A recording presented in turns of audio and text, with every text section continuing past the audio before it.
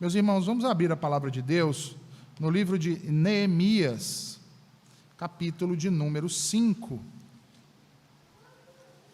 Dando continuidade assim à série de exposições do livro de Neemias.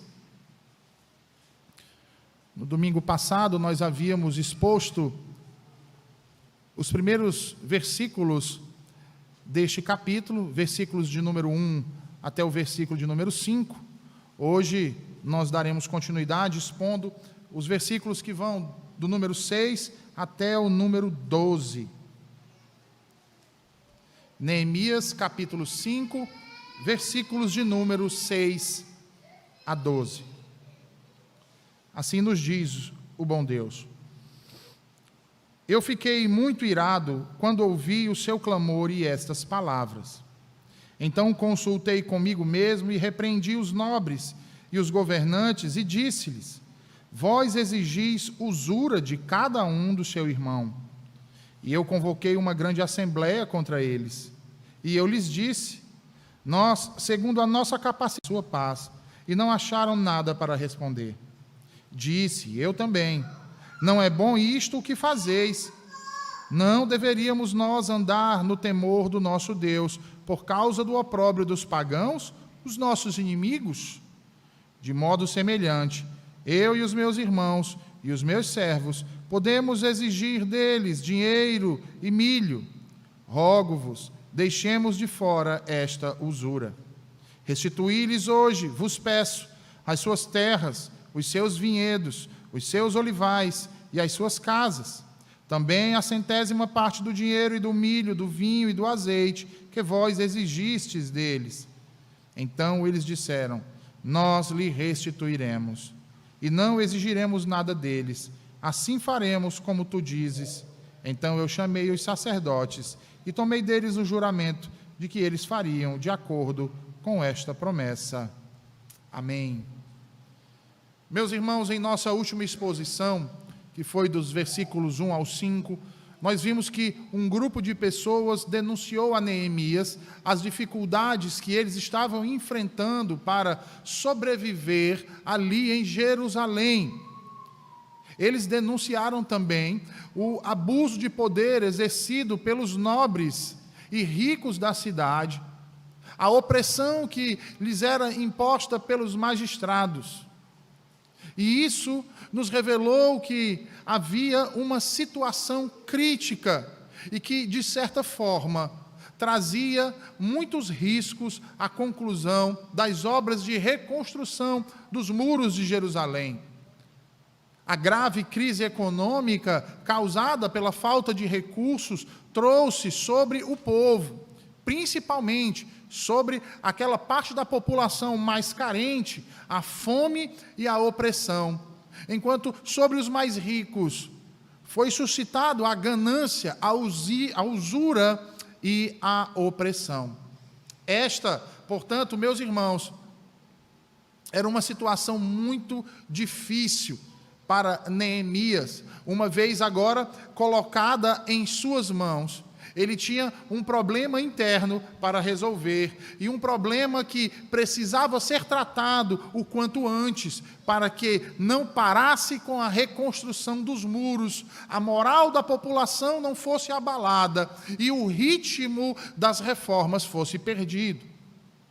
No entanto, o jovem copeiro real tratou as queixas que recebeu como oportunas, justas, e em nenhum momento, como nós podemos ver aqui no texto, se omitiu em resolvê-las. Antes, Neemias esforçou-se para considerar aquela situação, sabendo que, mesmo construindo muros tão altos e fortes, a cidade não poderia estar segura, enquanto tais abusos como esses que haviam sido denunciados a ele, ali naqueles primeiros versos do capítulo de número 5, continuassem a acontecer e serem tolerados pela liderança daquela cidade. E sendo assim, o tema do sermão dessa noite é corrigindo as injustiças e desfazendo as ameaças. Nós faremos a exposição das 4 atitudes de Neemias para combater a injustiça e resolver esse problema interno que complicaria a reconstrução dos muros. E o primeiro deles, meus irmãos, ou seja, a primeira ação que a Escritura nos diz que Neemias tomou foi indignar-se com aquela situação, indignar-se com aquele relato, com aquela queixa que chegou aos seus ouvidos. Observe aí o que ele diz no versículo de número 6. Ele diz assim, Neemias 5, versículo de número 6. Ele diz assim, e eu fiquei irado quando ouvi o seu clamor e estas palavras. Observe aí que a atitude de Neemias, ao ouvir a queixa daqueles irmãos que foram ali suplicar a ele que fizesse algo, foi a atitude de indignação com toda aquela situação que lhe estava sendo narrada. Uma atitude que expressava todo o seu descontentamento com aquilo que estava acontecendo. E que mostrava que aquilo que ele havia ouvido se tratava de algo muito sério, algo terrivelmente pecaminoso. Ora, meus irmãos, certamente é necessário que, diante de situações como esta, mostremos-nos toda a nossa indignação para com o pecado, para que, por meio dessa manifestação de descontentamento nosso, e ira santa, possamos estimular então uns aos outros a agir na correção desse tipo de atitude. E também, através dessas expressões de indignação, dissuadir outros que pensam ou articulam ou planejam realizar o mesmo mal, terrível mal da injustiça e da opressão com os fracos, os pobres e os oprimidos. Observe, meus irmãos, que quando nós falamos de se irar diante de situações como essas, nos deve vir à mente aquilo que o apóstolo Paulo fala em Efésios capítulo 4 e versículo de número 26, quando ele diz, irai-vos, mas não pequeis. Ou seja, ele nos diz que em determinadas circunstâncias é necessário que eu e você, que cremos no Senhor Jesus, conhecemos a sua justiça, a sua palavra, as suas ordenanças, a sua lei, fiquemos irados com as injustiças e a pecaminosidade dos homens. Mas ele nos diz também que essa ira deve ser entendida como um tipo de indignação justa.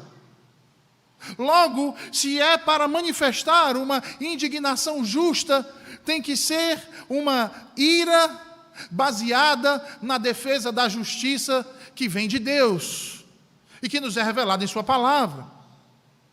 Em outras palavras, meus irmãos, muitas vezes nós devemos demonstrar indignação em muitas situações da nossa vida, principalmente quando alguns ficam calados diante de uma determinada situação difícil, ou ainda que se atenham em omissão e sejam convenientes com aquele erro, mas ao mesmo tempo não podemos deixar com que tal indignação se degenere em pecado. Portanto, a ira em si não é necessariamente pecaminosa, visto que o próprio Deus é um Deus que está irado. De modo que sua ira, como diz o apóstolo Paulo em Romanos, capítulo de número 1 e versículo de número 18, se revela do céu contra toda impiedade e perversão ou injustiça dos homens que detêm a verdade pela injustiça. Ou seja, a ira de Deus é santa, é justa e é uma de suas perfeições. E aí, prestem atenção nisso. O Deus da aliança, o Deus que nos é revelado nas Escrituras, é tanto amoroso e misericordioso, quanto é santo e justo, e não pode ficar indiferente ao pecado. Antes, ele derrama sua justa ira sobre o pecador, como nos lembra o salmista no Salmo 7, versículo de número 11. No entanto, eu e vocês devemos tomar cuidado, pois a ira na vida de homens caídos quase sempre está fundamentada sobre os pilares do pecado, E é nesse sentido que ela se torna reprovável e carnal, ou seja, pecaminosa e reprovável. Uma vez que a ira de Deus está sempre em oposição ao pecado, a ira humana está quase sempre associada a ele. É exatamente por isso que Paulo nos chama a atenção e diz: irai-vos, mas não pequeis. Meus irmãos, todo cristão deve ficar irado contra o pecado. Todo cristão deve irar-se contra a injustiça, contra a opressão. Porém, quando essa ira é direcionada ao nosso próximo, nós necessitamos tomar muito cuidado, porque ela pode se tornar em ira pecaminosa e não ira santa, convertendo-se em uma exibição de mágoa, rancor, inveja, ódio, uma manifestação de ira por razões erradas. Neemias se irou com toda aquela situação, mas observe que, apesar de ter se irado, Neemias não agiu no rompante das emoções. Antes, ponderou, raciocinou acerca da situação. E essa foi a sua segunda ação diante da injustiça: agir com a razão. Veja aí o que diz o versículo de número 7. Nos diz assim: então consultei comigo mesmo e repreendi os nobres e os governantes e disse-lhes: vós exigis usura de cada um do seu irmão, e eu convoquei uma grande assembleia contra eles. Neemias, meus irmãos, apesar de irado com tudo aquilo que ele ouviu, com todos aqueles relatos, com todas aquelas queixas que ali foram trazidas a ele, mas ele não agiu de forma precipitada. Mais uma vez, o servo do Senhor procurou agir de maneira prudente, sensata e sábia, vencendo a si mesmo e mostrando um domínio próprio, característica essa inerente a todo aquele que possui o Espírito Santo de Deus. Observe que, antes de repreender os nobres, os magistrados, Neemias considerou consigo mesmo o que ia dizer, como iria falar, o que iria fazer e quando o faria.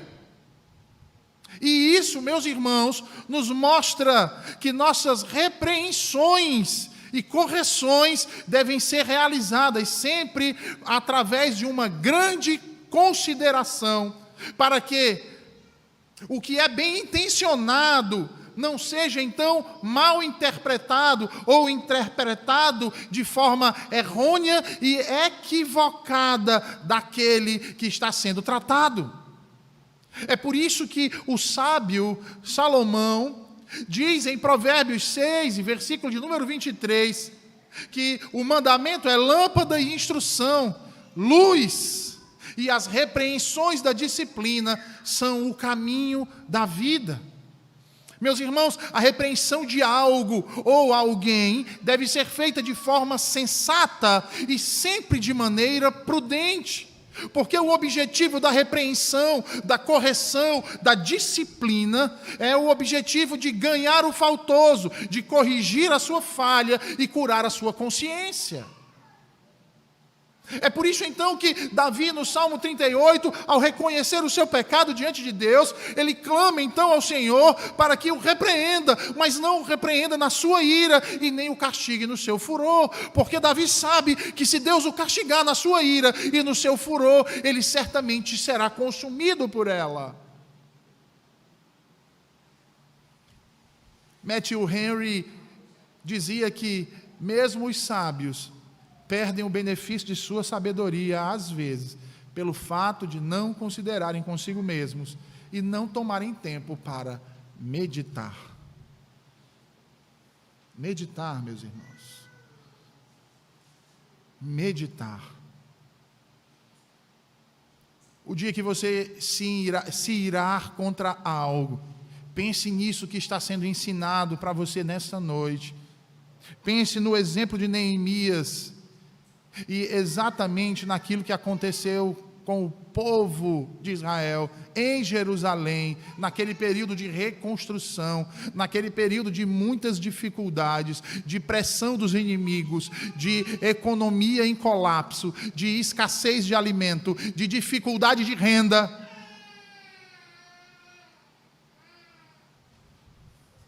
Para que assim você não haja de modo insensato, para que você não seja tomado pelo furor das suas emoções, como um cavalo, como um animal, que corre em disparada ao sentir o ardor do chicote do cocheiro. Nós, meus irmãos, devemos dominar as nossas emoções e procurar agir sempre com sensatez e justiça, principalmente quando se trata da relação com o nosso próximo. E foi exatamente isso que Neemias fez. Ponderou consigo mesmo, raciocinou e então repreendeu os magistrados. Repreendeu os nobres que vinham afligindo ali os mais pobres. E aqui então nós chegamos diante da terceira atitude que tomou Neemias contra a injustiça que havia em Jerusalém. É necessário repreender o faltoso. Veja aí o que ele diz nos versículos 7, a parte B do versículo 7 e versículo de número 8. Ele diz assim: então consultei comigo mesmo e repreendi os nobres e os governantes e disse-lhes: vós exigis usura de cada um do seu irmão. E eu convoquei uma grande assembleia contra eles e lhes disse: nós, segundo a nossa capacidade, temos redimido os nossos irmãos judeus, os quais foram vendidos aos pagãos, e vós vendereis os vossos irmãos, ou serão eles vendidos para nós? Eles então retiveram a sua paz e não acharam nada para responder. Observe o que fez Neemias. Ele chama os culpados à sua presença. Em nenhum momento Neemias temeu o status social que aqueles possuíam. Ele não temeu o fato de se tratar dos magistrados daquela cidade. Ele não temeu o fato de se tratar dos mais ricos daquela cidade e, portanto, detentores da maior parte das riquezas daquela comunidade. Nem muito menos ele temeu o poder a eles investido. Pelo contrário, ele os repreendeu. Nobres e magistrados, todos eles que vinham oprimindo o necessitado e explorando os pobres. Observe que Neemias os chama de usurários, de agiotas, irmãos, de exploradores, porque eles emprestavam dinheiro aos seus irmãos mais pobres com juros que eram impagáveis. E o que é que isso nos mostra, meus queridos irmãos, nessa noite aqui? Isso nos mostra que não há homem nesta terra que não possa ser repreendido, seja ele rico ou pobre, seja ele estrangeiro ou conhecido, seja ele um nobre ou um magistrado. Se forem maus em seus procedimentos, eles não apenas precisam ser advertidos, mas devem ser repreendidos.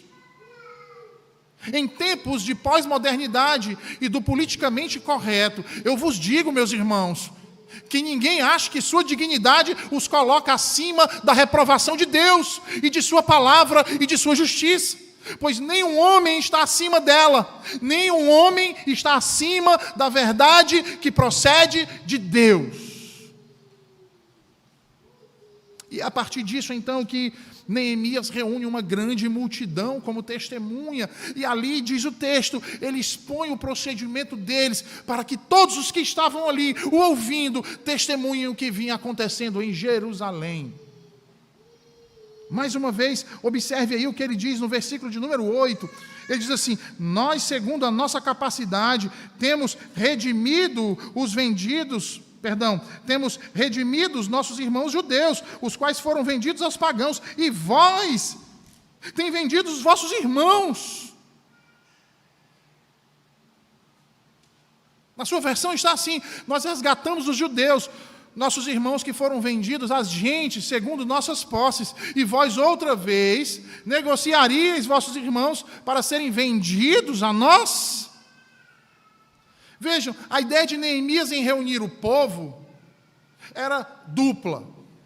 Era tanto para tomá-los como testemunha acerca daquilo que ele estava falando, quanto também para que eles pudessem apresentar provas da opressão e da extorsão que os magistrados e nobres vinham fazendo. E aqui, meus irmãos, é muito interessante essa atitude de Neemias, porque nos chama a atenção para um fato bastante curioso em sua atitude na condução deste problema, ou seja, no tratamento de um grave pecado, que estava trazendo consequências terríveis, mais uma vez, para a nação de Judá. É interessante lembrar como Esdras e Neemias estão juntos. Observar que Neemias, assim como Esdras, eram ambos homens sábios, bondosos e justos. No entanto, diante de situações similares, eles tomaram decisões e conduziram de maneira diferente.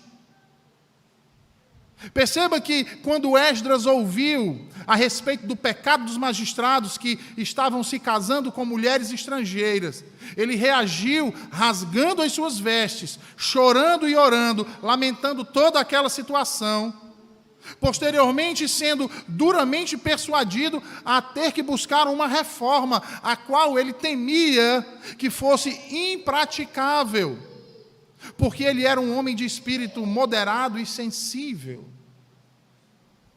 Já em uma situação semelhante, como Neemias, nós vemos que ele, ao saber disso, ele se inflama imediatamente, reprova aqueles delinquentes, aqueles desobedientes, aqueles infiéis, incita o povo contra eles e não descansa até que, por meio de todos os métodos ásperos que ele pudesse usar, os levasse à correção.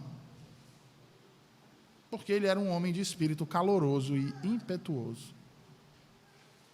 Observem aí as disparidades de atitudes desses dois homens de Deus. E a verdade que isso nos traz, meus irmãos, que estes homens santos podiam diferir muito uns dos outros em seu temperamento natural e em outras coisas que resultam dele. Mas isso não quer dizer que um procedeu de forma errônea e precipitada, ou que outro agiu de maneira omissa e covarde. Não, meus irmãos, de maneira nenhuma.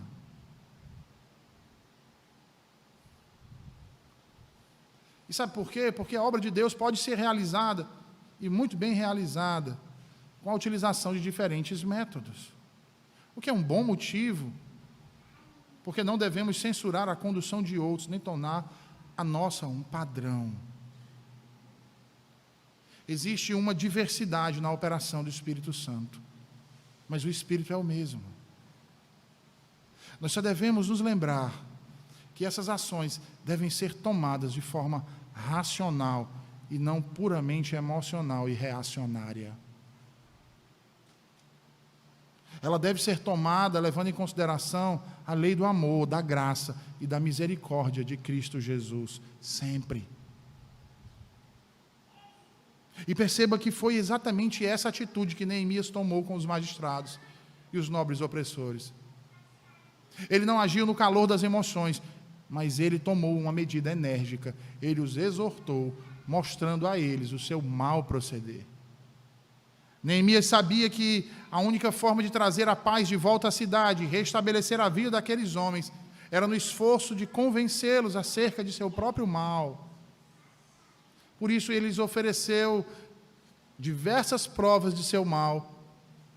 Ele relatou diversas coisas que eles deveriam considerar e se envergonhar por praticar tamanha injustiça.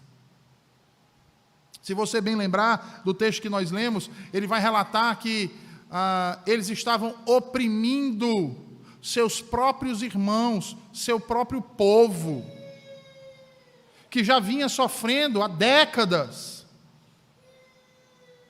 Ora, meus irmãos, se nós bem lembrarmos do texto de Êxodo 22, capítulo 22, versículo 25, bem como de Deuteronômio, capítulo 23, a opressão a um estrangeiro era um ato bastante grave para Deus.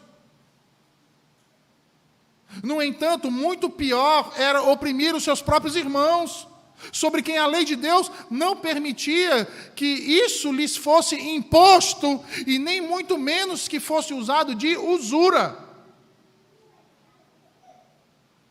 Em segundo lugar, ele os mostra que estavam, na verdade, explorando aqueles que haviam recentemente sido resgatados das mãos de outros povos, das mãos de gentios e, quiçá, de inimigos. Ou seja, a presença deles ali era a manifestação da graciosa e maravilhosa providência de Deus, e eles, ao os revenderem como escravos novamente, sem se importar com quem eles eram, estavam demonstrando falta de temor e tremor diante de Deus.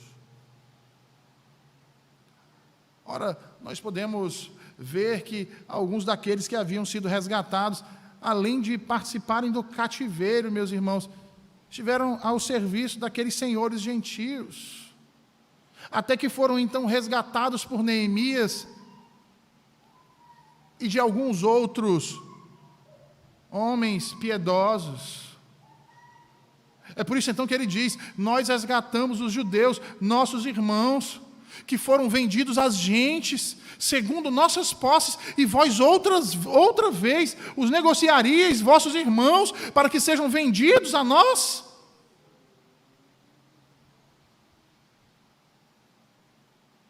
Meus irmãos, aquele a quem Deus, pela sua graça e misericórdia, libertou, não deve ser colocado novamente debaixo de servidão. Em Gálatas, capítulo de número 5, versículo de número 1, Paulo diz que para a liberdade foi que Cristo nos libertou.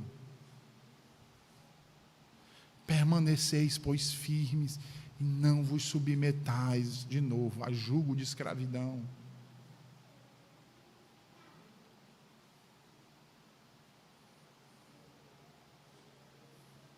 Por isso, meus queridos, nós devemos ter cuidado. Cuidado quanto a determinados tipos de pecado que muitas vezes induzimos outros a praticar. Cuidado com o legalismo, que é outro perigo iminente e devastador, impor a alguém aquilo que Deus não ordenou. Meus irmãos, percebam, as Escrituras nos deixam isso muito claro. Oprimir alguém, principalmente quando esse alguém é um filho da aliança, é algo muito grave. É um comportamento imoral, antiético, reprovável por Deus, uma vez que o Senhor é exatamente aquele que liberta, cura, salva e conduz. E percebam, é exatamente isso o que Neemias os lembra no versículo de número 9, veja aí, ele diz aí, versículo 9: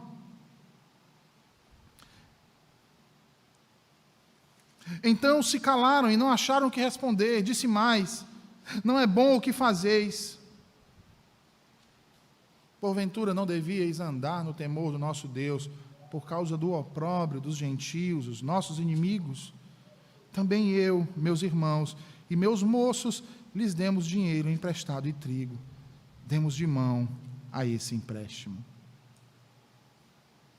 Observe aí o que Neemias diz: não é bom o que fazeis. Não é bom o que fazeis. A atitude desses nobres e magistrados os faziam culpados. Eles deveriam viver no temor de Deus, ou seja, eles deveriam viver confiando, obedecendo, servindo ao Senhor, para assim evitar a reprovação de seus inimigos gentios e a difamação do nome de Deus. Eles deveriam viver de modo digno a aliança de Deus, a fé que professavam ter, mostrando o seu relacionamento com Ele. Se isso de fato acontecesse, eles certamente procederiam de forma diferente. Se eles observassem tais coisas, certamente, meus irmãos, eles andariam de forma diferente. Se tivessem temor a Deus, eles andariam de maneira diferente. Não seriam avarentos nos ganhos. Não seriam mundanos e cruéis em relação aos seus irmãos. Sabe por quê? Porque todo aquele que anda no temor de Deus não ousa fazer uma coisa tão perversa. A consciência não permite. Observem que Neemias suscita uma questão e diz que o mau proceder dele fazia com que isso se tornasse um opróbrio à sua confissão. O mau proceder faria com que os inimigos de Deus tivessem prazer em falar contra eles. Eles diziam assim: estão vendo aí? Eles dizem que são o povo de Yahvé. Mas olha aí o que eles fazem com eles mesmos. Aquela família não tem onde cair morta. Eles lhe tiraram até a autoestima. Até a vontade de viver lhes foi tirada. Por seus próprios irmãos. E é este o povo da aliança? Do Deus de misericórdia, de graça? São esses? São esses judeus que professam tanta devoção ao seu Deus e olhem como eles agem de maneira bárbara uns contra os outros. De maneira vil e cruel.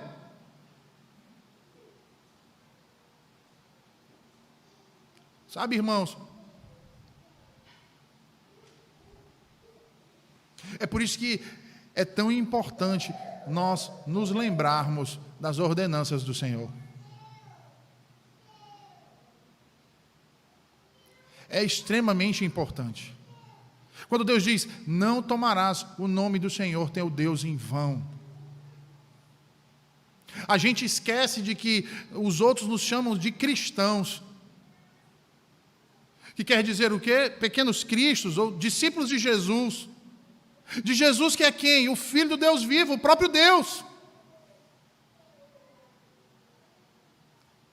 Logo, quando agimos da maneira que não condiz com a nossa profissão de fé, o nome de Deus é blasfemado entre os gentios.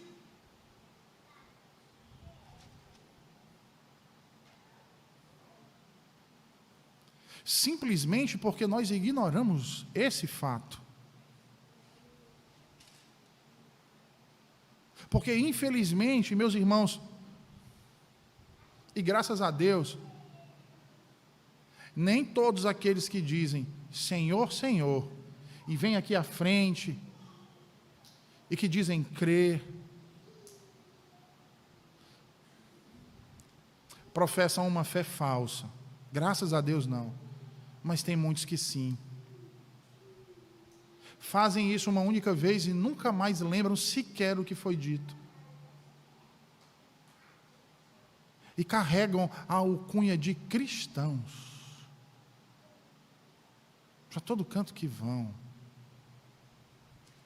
Agindo o contrário de tudo aquilo que o Senhor Jesus ensinou.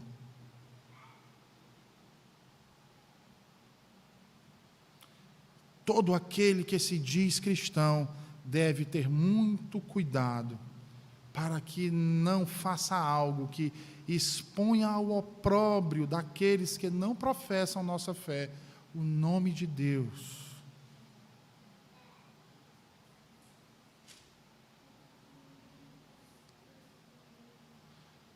Vejam, meus irmãos, nada expõe mais a nossa fé ao opróbrio dos inimigos do que uma vida mergulhada no mundanismo.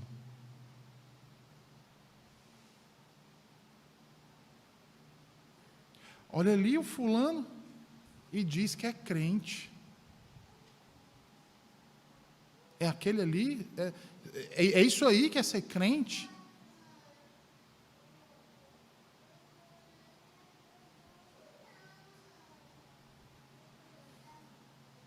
Uma vida mergulhada no mundanismo. Ai, fulano é crente. Rapaz, pois está aí, se você me dissesse, eu nunca ia saber que esse camarada era crente. Porque ele com a gente lá não tem diferença nenhuma, não. Participa das mesmas coisas que a gente. Vai para todos os lugares. Faz as mesmas coisas. Fala como a gente fala. Porque eu pensei que crente tinha uma linguagem mais rebuscada, mas ele não. Se duvidar, é o que fala mais palavrão entre a gente. É o que convida a gente para as casas de prostituição. E você está me dizendo agora que ele é crente? Estou surpreso.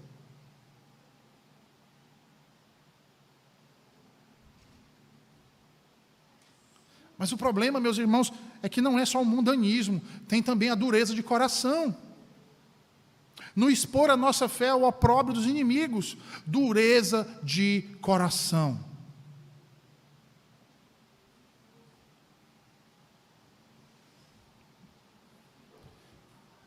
E é impressionante a providência de Deus, né? Porque nós lemos hoje Números 15, e Números 15, quando nós lemos de manhã, tinha a ver com o sermão da manhã. E o restante do texto, 16 para cá que nós lemos, tem a ver com o texto que nós estamos pregando agora. Você quer um tipo de dureza de coração? Você foi ensinado que o correto para você fazer é isso. Você sabe que esse é o correto, mas você tem um coração duro, você não quer se curvar aquilo dali.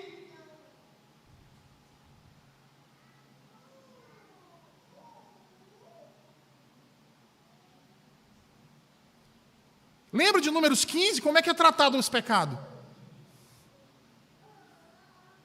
Como é que foi tratado aquele homem que sabia a verdade, mas quebrou o dia do sábado? Por causa da dureza do seu coração.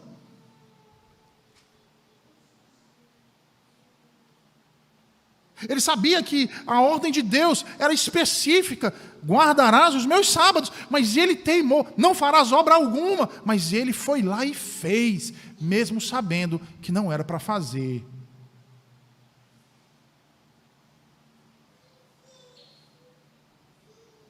E nós lemos hoje aqui que ele foi julgado e apedrejado, conforme o Senhor havia ordenado.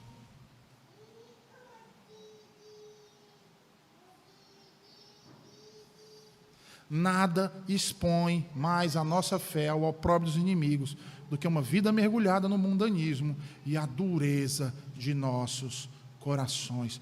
Corações duros que não perdoam, que passa anos e anos remoendo aquela mágoa.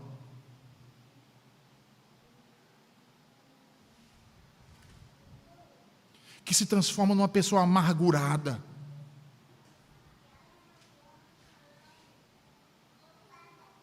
Que nada na vida serve, que nada na vida presta. Porque alimenta a mágoa, o rancor e o ódio. Mostra um coração duro.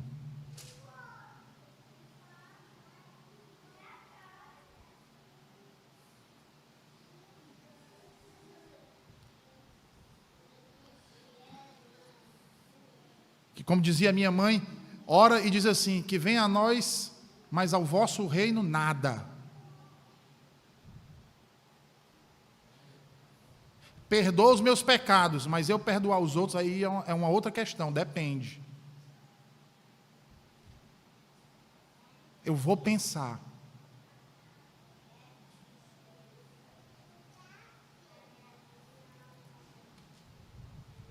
E aqui então, meus irmãos, nós chegamos aqui à quarta ação de Neemias contra a injustiça instaurada em Jerusalém. Conclamar o faltoso ao arrependimento. São os versos finais versos aí 11 e 12, que diz assim: restituí-lhes hoje, vos peço, as suas terras, os seus vinhedos, os seus olivais e as suas casas, também a 100ª parte do dinheiro e do milho, do vinho e do azeite que vós exigistes deles. Então eles disseram: nós lhes restituiremos e não exigiremos nada deles, assim faremos como tu dizes. Então eu chamei os sacerdotes e tomei deles o juramento de que eles fariam de acordo com essa promessa. Percebam quão sinceramente e ao mesmo tempo quão humildemente Neemias os persuade. Ele diz: vos peço. Prestaram atenção aí?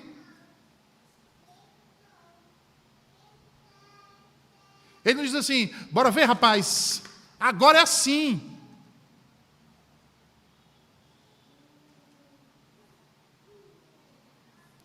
Como diria aí um filho ou outro do diabo, ou dá ou desce. Não, pelo contrário, Neemias diz: vos peço, deixem ir disso. Eu vos peço, restitui a eles tudo o que é deles. Observe que, embora ele tivesse autoridade para ordenar, irmãos, ele tinha autoridade para dar ordem àqueles homens, mas ele prefere pedir.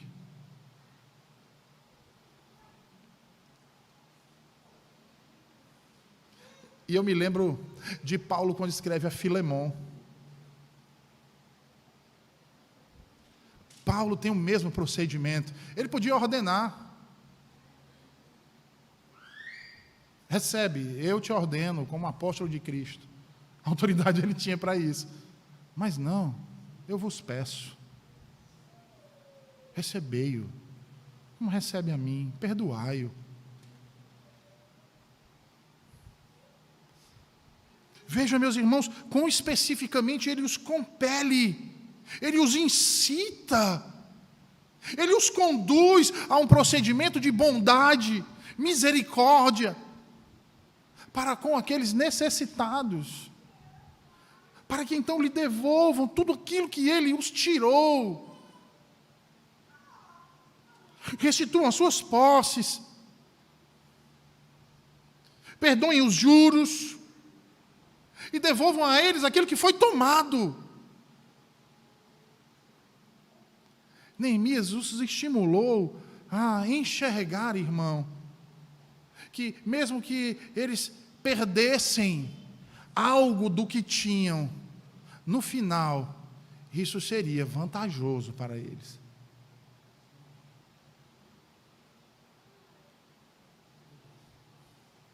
Matthew Henry dizia que o que perdoamos de forma caridosa será lembrado e recompensado, bem como o que damos a essa atitude.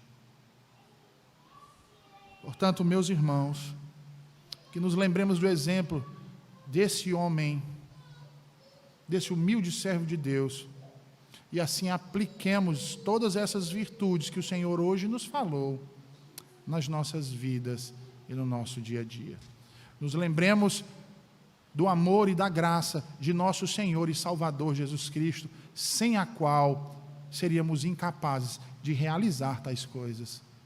Mas nele e tão somente nele, não apenas temos força, mas também o apoio e o cuidado para assim proceder. Que o Senhor nos abençoe a todos. Vamos orar. Senhor Deus, nós te agradecemos por tua palavra, Senhor, pregada aos nossos corações nesta noite, e tão importante, Senhor, acerca de verdades tão contundentes para as nossas vidas. O domínio próprio, a ira contra o pecado, o agir de forma sensata e de forma prudente, conforme a tua palavra, fazer justiça para a glória do teu santo nome. Perdoa-nos, Senhor, se até aqui não conseguimos viver dessa forma, e nos ajuda, por meio da tua graça, para assim, a cada dia de nossa existência aqui, nesse tempo, Senhor, nos aperfeiçoarmos para a honra e a glória do Teu santo nome. É em nome de Jesus que te oramos e te agradecemos. Amém e amém.